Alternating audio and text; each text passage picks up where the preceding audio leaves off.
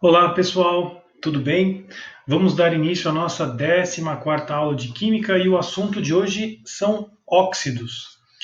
E óxidos leva esse nome devido à presença do oxigênio. Logo abaixo do nome óxidos, você vê aqui na apresentação o XAzinho OBzinho. O que seria esses nomes e letras, né? X seria algum elemento químico. Isso pode ser desde metais até ametais. Então você pode colocar no lugar do X o próprio sódio, o próprio lítio, o carbono, nitrogênio ou enxofre até. E essa combinação deste elemento químico com um outro elemento químico específico, que é o oxigênio, dá o nome dessa estrutura inorgânica, óxidos. Os óxidos podem ser gerados pela desidratação dos ácidos ou bases, mas isso será assunto para as próximas aulas. No geral, os ácidos e bases que você já sabe, se tratados por um aquecimento, permitindo a desidratação, ou seja, a saída de moléculas de água, permite que você gere o óxido. Um óxido muito importante na construção civil é o óxido de cálcio. Esse, eu faço aqui uma ressalva toda especial, óxido de cálcio, devido à sua importância. O óxido de cálcio é chamado de cal-viva. Cal-viva. Esse nome se deve devido à sua corrosão. Se você pôr na sua mão cal, aquele pozinho branco que é usado na construção civil, com certeza ele vai machucar bastante a sua mão. Como a mão ela tem uma composição meio gordurosa e este reagente químico ele consegue corroer e reagir facilmente com gorduras, você vai, digamos que, esfarelar a sua mão, vai começar a desfazer de fato a pele e a sua mão vai começar a ficar toda machucada. Quando você utiliza água na cal, você cria um outro composto, que é chamado de cal apagada. A cal apagada já seria um hidróxido, diferente do que nós vamos abordar na aula de hoje. Hoje, o assunto são óxidos. E o óxido de cálcio apresenta a sua composição, a sua fórmula molecular dessa forma, CaO. O óxido de cálcio é o mais simples de se explicar dentre os óxidos, devido à sua fama, né, fácil de recordar ou ter uma noção de que ele existe, mas também pelos princípios da ligação, que no caso aqui, por ser uma ligação iônica, basta você recordar que o cálcio está na família 2A e a tendência de ter carga 2 positivo. E o oxigênio, na família 6A, tem uma tendência em receber 2 elétrons. Ora bolas, 2 positivos, 2 negativos, você imagina a conexão. Simples, tranquilo e perfeito. Um outro óxido também importante, que é muito famoso, é o dióxido de carbono. Muito famoso, né? Devido ao assunto chamado efeito estufa, que é saudável para a atmosfera. Em exagero, o efeito estufa pode causar aquecimentos demasiados na Terra. Mas o dióxido de carbono, conhecido na nossa vida como CO2, é um composto óxido que apresenta como um elemento parceiro do oxigênio um ametal, que no caso é o carbono.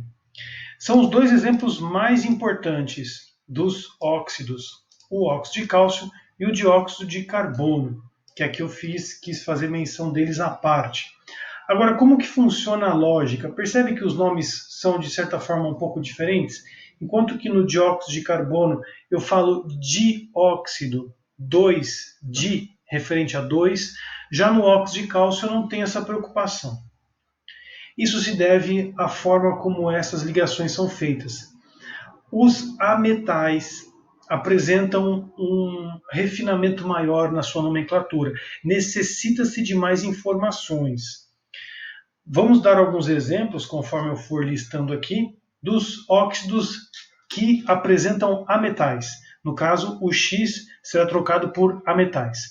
E o primeiro deles é o CO2, famoso dióxido de carbono. O próprio nome di se refere a 2, que é o número 2 que está no oxigênio. Toda vez que nós vamos construir um nome de um óxido, você coloca óxido de alguma coisa. Óxido de alguma coisa. Vamos até colocar aqui resumidinho, né? Óxido de alguma coisa. Lembrando que pode aparecer aqui um certo número que eu vou colocar entre parênteses, indicando o número de oxigênios, dependendo se é metal ou ametal. E também pode aparecer um número aqui na sequência do nome, dependendo do caso. Nós vamos abordar agora esses casos em que aparecem esses números, que são os mais difíceis. Como eu tinha começado, agora vamos lá. O dióxido. Perceba que eu estou informando a quantidade de oxigênios primeiro.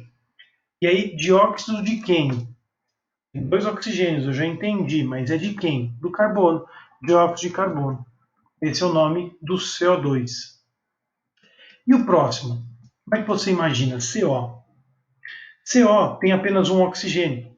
Eu preciso mencionar? Preciso. Por ser ametal, é necessário mencionar devido à existência do CO2. Eu preciso criar um método de nomenclatura que possa dizer que este é um e o outro de fato.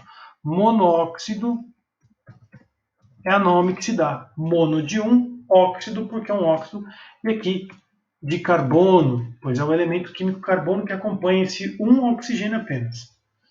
Com essa estrutura, eu acho que você já consegue imaginar o nome do próximo, pois nós temos 3 oxigênios. E qual será? Bate, qual será o nome? Trióxido, ora bolas, trióxido de quem? Perceba que o número 3 se refere aos 3 oxigênios. Trióxido de enxofre, é o nome do elemento químico S. Agora que eu fiz o trióxido de enxofre, eu acho que está fácil o próximo de baixo, que é o dióxido de enxofre. Bem tranquilo, né? Esses são fáceis porque só está mudando o número dos oxigênios. Não estou mudando o número dos outros elementos, os outros ametais no caso. Vamos por debaixo, que é um pouquinho mais difícil. Nós temos 5 oxigênios. O nome é pente. Pentóxido, pois são 5 oxigênios. Pente de 5. Penta. Pentóxido de... E agora? Eu sei que o elemento é o nitrogênio, mas eu tenho que informar que são 2 nitrogênios. Então fica pentóxido de dinitrogênio. Pentóxido de dinitrogênio. A mesma ideia se refere ao próximo. Nós temos 7 oxigênios. Né? Então, como que é o 7? Hepta. Heptóxido de cloro. Esses números, pent, hepta ou hexa, no caso dos 6, são nomes que derivam do grego, então tem algumas coisas que podem ser meio difíceis, mas é importante que mono é 1, di 2, tri 3, quadri ou tetra, pente, hex, hepta, octa, nona, deca e assim por diante. Com isso você já tem uma nomenclatura para ametais. Cuidado, hein? São ametais. Agora nós passamos para a outra categoria, a categoria dos metais. Os metais apresentam 2 blocos metais que nós mais usualmente conhecemos, que se referem aos metais alcalinos terrosos e o alumínio. Além disso, existem outros blocos além desses, que são os metais de transição. Desculpa aí que eu estou organizando aqui, gente. Vamos lá. Os metais de transição apresentam uma nomenclatura um pouquinho mais particular, dependendo do que? Da carga que o cátion apresenta. Já nos óxidos metálicos mais simples, de família 1A, 2A e o alumínio, como eles são sempre fixos, não há necessidade de inventar muito coisas sobre números. No caso, por exemplo, deste, você vê Li2O. O que seria Li2O? Seria um óxido e o nome do elemento químico que acompanha, lítio. óxido de lítio. Não vamos nos preocupar primeiramente com a ligação iônica, pois isso já foi tratado conosco nos assuntos de ligação iônica.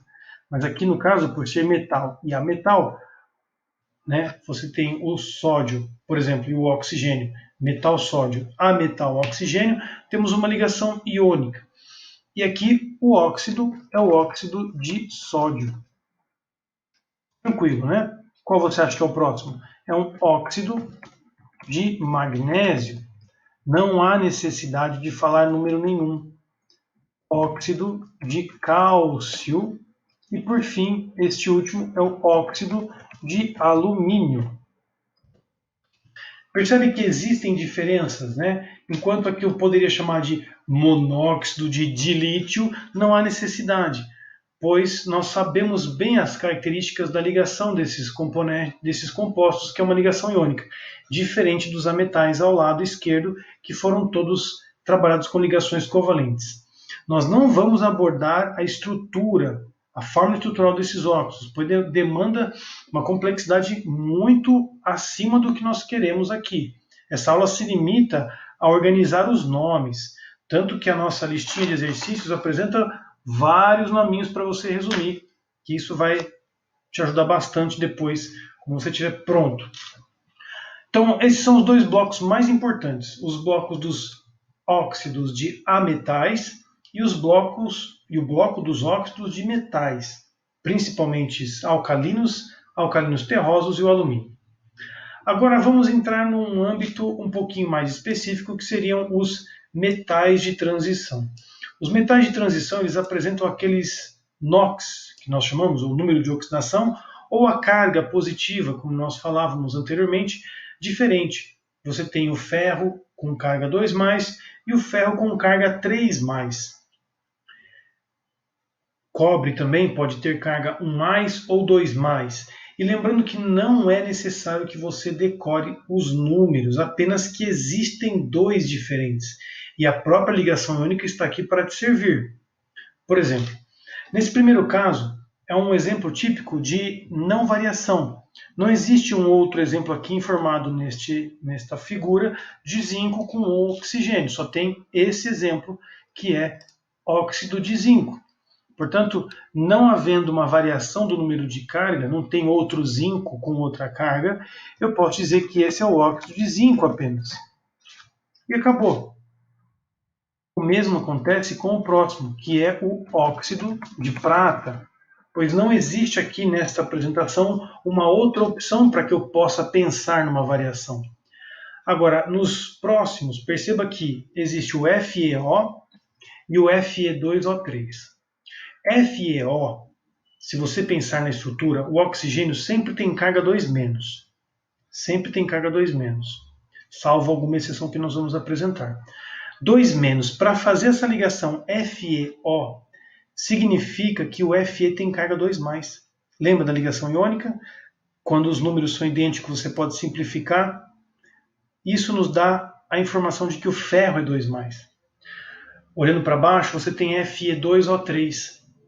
Descruzando os números, subindo 3 para o ferro e subindo 2 para o oxigênio, você consegue lembrar que o ferro pode ser 3+. E aí você pensa, bom, se existe ferro 3+, existe ferro 2+, um deve ser oso e o outro ico. Isso você tem que decorar, que existe uma denominação no nome que diferencia o mais do menos. Ico, quando é mais, quando tem maior carga, e oso, quando a carga é menor.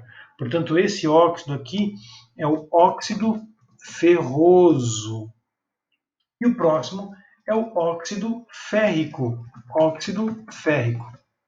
Existe a possibilidade de você escrever óxido de ferro 2 e óxido de ferro 3, como nós havíamos aprendido nas aulas de hidróxidos.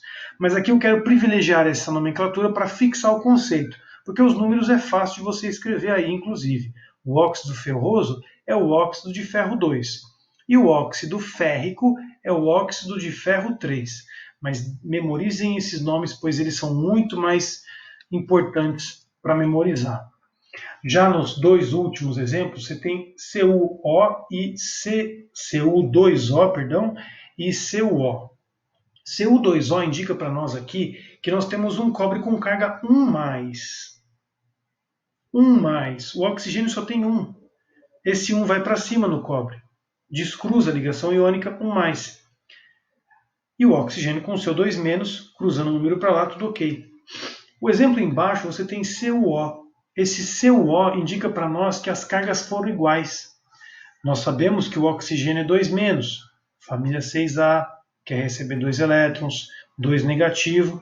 E se não existe número nenhum, é porque a carga era idêntica. 2- no oxigênio, 2+ no cobre.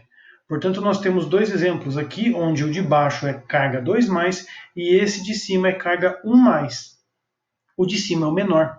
Portanto, esse é o óxido cuproso.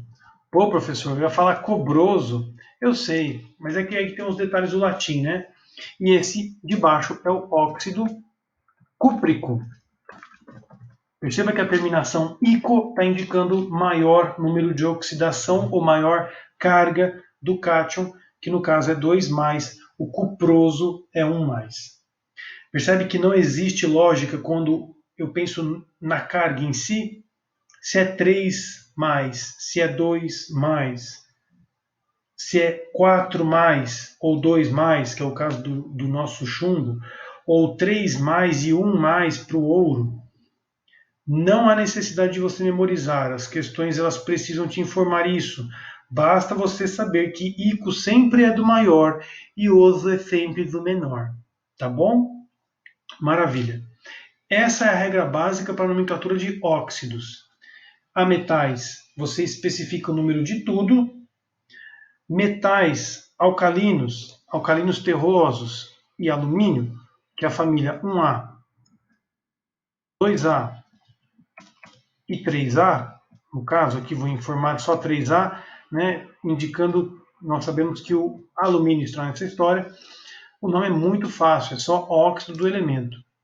E dos metais de transição você tem essas ressalvas a respeito da carga, analise com carinho, recorde a ligação iônica e faça a nomenclatura dos exercícios. Não é difícil, boa parte do que está sendo cobrado já foi explicado agora nessa aula, basta você organizar esses conceitos numa folha. Isso já dá um trabalho, isso já é um estudo. Bom, agora eu tenho que apresentar uma exceção.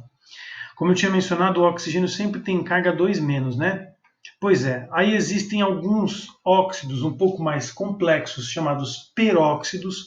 Existem até superóxidos, mas aqui eu não vou entrar nesse mérito. Eu só quero os peróxidos devido à sua presença. Nós conhecemos o peróxido de hidrogênio, que seria uma estrutura semelhante a essa. O peróxido de hidrogênio é um peróxido particularmente conhecido, mas peróxido indica per mais um oxigênio. Percebe que aqui a minha estrutura não é apenas um oxigênio com carga 2-, são 2 oxigênios com carga 2-. E este exemplo pode causar alguns transtornos nos exercícios. Cuidado, viu? Por isso aqui eu vou tomar o cuidado de mostrar o exemplo de cada um dos metais possíveis que você vai encontrar. Eu coloquei primeiramente aqui o cátion, que nos interessa, e o ânion, que se refere ao ânion próprio do peróxido aqui. Então nós temos o nosso ânion, o conceito da ligação iônica que será necessário. Qual é o conceito da ligação iônica? Olhando para as cargas, você deve cruzar as informações que estão em cima, colocando elas nos outros elementos de forma cruzada. Portanto, o Na+O2, 2-, vamos primeiro copiar NaO2, ok? Para que eu possa me preocupar primeiro com somente os elementos. Agora vamos pensar nos números. Esse 1+ vai descer para o O2. Não há necessidade de colocar, certo? Se caso você estivesse com vontade de colocar, você deveria construir isso aqui, ó. Percebe? Eu pus um parênteses para indicar que o número 1 do sódio foi lá para aquele conjunto todo que é o ânion. e o 2 do peróxido desceu para o sódio. Essa seria a estrutura que você poderia imaginar. Mas, né, qual é a sua real construção? Na2O2. Aqui eu retiro aquele parênteses com o número 1 porque não há necessidade, subentende-se aquele número 1. Então essa seria a estrutura do peróxido de sódio. Peróxido de sódio. Temos o nosso primeiro exemplo. Deixa eu deslocar aqui porque vai faltar espaço para mim. Um pouquinho embaixo. Vamos ao próximo exemplo? Nós temos o Ca2O2-. E aqui nós temos duas cargas iguais. Se você fizesse o cruzamento das informações seguindo o raciocínio da ligação iônica, o 2- desceria um 2 para o cálcio. E esse 2+ do cálcio desceria também um 2 para o peróxido. Com isso, na sua mente, fazendo o trabalho da ligação iônica, você deveria imaginar essa composição que eu fiz agora, que não está correta ainda, não terminei. Você tem que colocar agora a estrutura simplificada, pois os números são iguais. Basta, então, unir CaO2. Essa é a estrutura do peróxido de cálcio. Peróxido de cálcio. Por fim, nós temos a estrutura do peróxido de alumínio para construir. Cruzando as informações, Al 2-, 3-. Percebe que foi o número 3 para a estrutura do peróxido, que está toda entre parênteses, e também o 2 do peróxido desceu para o alumínio. Essa seria a estrutura e ela não precisa ser corrigida. Eu vou apenas dar um Ctrl+C, Ctrl+V, porque essa estrutura não requer nenhuma modificação ou simplificação. Do jeito como ela construiu, deve ficar. Então, este é o peróxido de alumínio. Como eu tinha mencionado, esses são 3 exemplos que podem te ajudar a construir os exercícios e os exemplos da nossa listinha. Faça com calma e, para fechar essa aula, eu vou aqui construir a partir dessa estrutura o peróxido mais famoso que o próprio aplicativo já fez o favor de construir. Eu vou construir aqui a parte, então. O nosso peróxido de hidrogênio, muito conhecido como água oxigenada, só leva esse nome porque o peróxido de hidrogênio é o que eu estou escrevendo aqui agora, ele não apresenta uma certa estabilidade muito longa e ele pode se deteriorar em água e oxigênio. Então, é muito comum, né, nessa estrutura aqui de peróxido de hidrogênio, esse é o peróxido de hidrogênio, que essa estruturazinha ela se transforme em água e oxigênio. Então, é uma reação que nós conhecemos bem quando nós estamos com alguma ferida e essa solução de peróxido de hidrogênio é jogada em nossos machucados para que matem as bactérias, sobrando apenas água e oxigênio. O próprio oxigênio e alguns radicais livres que são formados acabam deteriorando qualquer membrana de bactérias e isso para nós é um agente antisséptico que permite a limpeza. Então essa reação aqui, né, que tem lá os seus balanceamentos, que é um assunto que nós vamos verificar, ela pode produzir não somente água, mas oxigênio. Peróxido de hidrogênio, H2O2, é um peróxido, perceba que ele tem mais de um oxigênio, só que ao lado do oxigênio temos hidrogênio, a ligação é a ligação covalente, você vê que eu estou respeitando aqui as regras do octeto, então nós temos os pares de elétron do oxigênio que ainda estão aqui sobrando, os hidrogênios fazendo as suas ligações, está todo mundo feliz, mas existe essa decomposição do peróxido em água e oxigênio. Alguns radicais livres também podem ser informados, o que provoca uma certa atenção para não exagerar, porque isso pode causar certos danos na nossa própria célula. Ela pode matar as bactérias, mas também pode degradar nossas células. É um peróxido muito importante. Então, uma vez que nós temos a estrutura de 2 oxigênios unidos, é isso que justifica o nome peróxido. 2 oxigênios juntinhos. É um peróxido com carga 2-. E as formas de construção com os metais estão aqui apresentadas. É isso, gente. Eu acho que dessa aula não temos muitos conceitos a mais a serem apresentados. Nós já vimos todos os nomes e a partir de agora basta buscar os exercícios, veja quais são as suas dúvidas, mande as perguntas.